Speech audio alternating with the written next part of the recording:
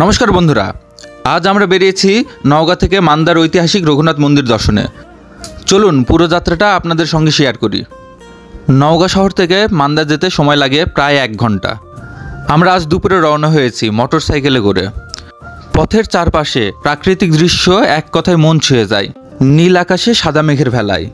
আপনারাও চাইলে মন্দিরটি দর্শন করতে পারেন বাংলাদেশের যে কোনো জায়গা থেকে নওগাঁ জেলার মান্দা উপজেলায় এসে। দেখতে দেখতে আমরা প্রায় মন্দিরের কাছে চলে এসেছি। আপনারা যদি বর্ষাকালে আসেন, পথের মাঝে এই বিলটি আপনাদেরকে মনোমুগ্ধ করবে। এই যে আমরা পৌঁছে গেছি শ্রী শ্রী রঘুনাথজি মন্দিরে। এই মুহূর্তে আমরা মন্দিরে প্রবেশ করছি। মন্দিরটি খুবই সুন্দর ছিল। মন্দিরে ঢুকতেই নজর কেড়ে নিল নির্মাণাধীন মন্দিরটি।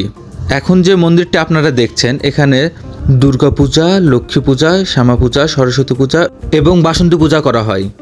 এখন আপনারা দেখছেন মূল মন্দিরটি। মন্দিরটি অনেক পুরানো। এরপরে আমি উঠে যাই মন্দিরে ভগবানের দর্শনের উদ্দেশ্যে। চলুন আমার সাথে ভগবানের বিগ্রহ দর্শন করুন। এখন দেখতে পাচ্ছেন ভগবান শ্রীরাম, সীতা দেবী, লক্ষ্মণ ও হনুমানজিকে। এরপরেই মন্দিরের সেবায়িতের কাছ থেকে আমি জানতে পারি ভগবান শ্রীরাম 14 বছর বনবাস থাকাকালে এক সময় এখানে এসেছিলেন। তিনি আরও বলেন এই মন্দিরটি 400 থেকে 450 বছর আগে নির্মাণ করা হয়। তিনি জানান রামনবমী তিথিতে ভগবান শ্রীরামের বিশেষ আরাধনা করা হয়। এছাড়াও সারা বছর হরিবাসর সহ মন্দিরের বিভিন্ন ধর্মীয় অনুষ্ঠান পালন করা হয়। তাছাড়াও স্থানীয় ভক্তবৃন্দর কাছ থেকে জানতে পারি মন্দিরের মহিমা সম্পর্কে।